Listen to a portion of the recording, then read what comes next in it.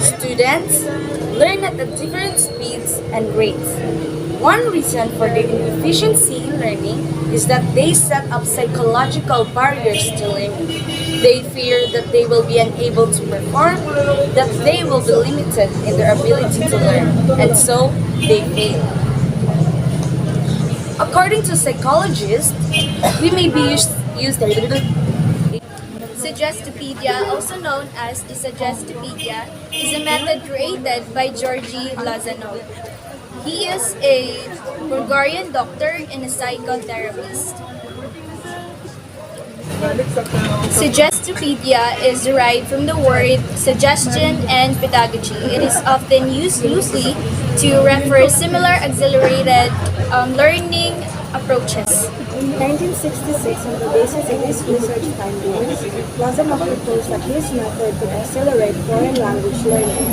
Suggestopedia, according to Lozanov, is a specific set of learning recommendations derived from suggestology, which Lozanov also describes that as a science concerned with the systematic study of the non-rational or non-conscious influences that human beings are constantly responding to.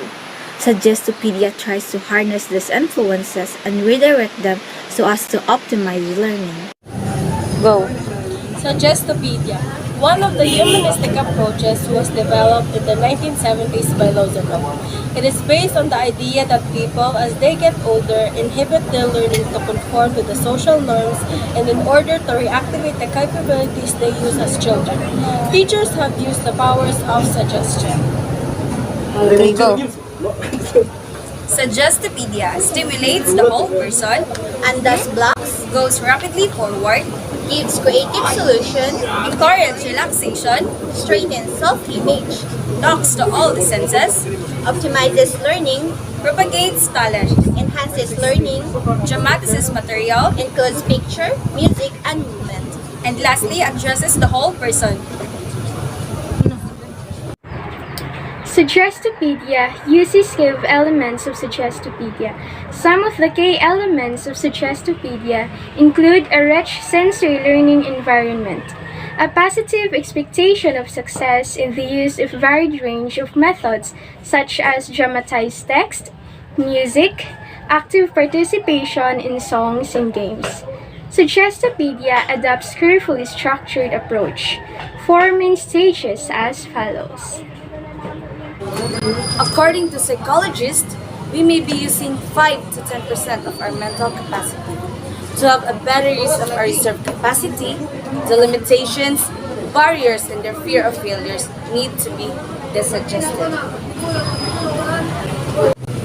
The first stage is a presentation. Yun ang i-post pa makanin mo. Which is preparatory stage in which students are helped to relax and move into a positive frame of mind with the feeling that the learning is going to be easy and fun. The next stage is the first concert and also called as active concert. This involves the active presentation of material to be learned. For example, in foreign language course, there might be dramatic reading of piece of text accompanied by classical music. To discuss the third stage is the second concert of the passive review, where students are now invited to relax and listen to some Baroque music, with the text being read very quietly in the background. The music is specially selected to bring the students into the optimum mental state for the effortless acquisition of the material. The last stage is the practice, which uses a range of games, puzzles, and other similar things or activities to review and consolidate the learning. The most conspicuous characteristics of Suggestopedia are the decoration, furniture, and arrangement of the classroom, the use of music, which is the central of this method, and the authoritative behavior of teachers. So what is the role of the teacher? What about the students? The teacher is the authority in the classroom. In order for the method to be successful, the students must trust and respect the teacher.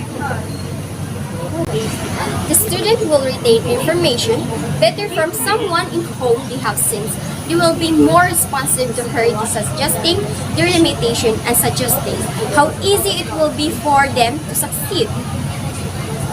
Once the student trusts the teacher, they can feel more secure. If they feel secure, they can be more spontaneous and less inhibited. What can we benefit if we use Suggestopedia? It increases oral proficiency and lower classroom anxiety. So, if there is an advantage, what are the disadvantages of this? The unavailability of music, uncomfortable chair, and no advanced comprehensions and techniques.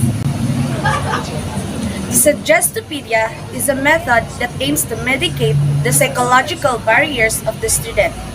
To help the students overcome these barriers, the teachers must find different techniques of teaching and learning processes. The teacher should be creative and smart in choosing and using different methods in teaching different skills of language. Teachers can use Suggestopedia as a teaching method where they can easily apply this method in class, as it is an effective method to make students feel joyful about learning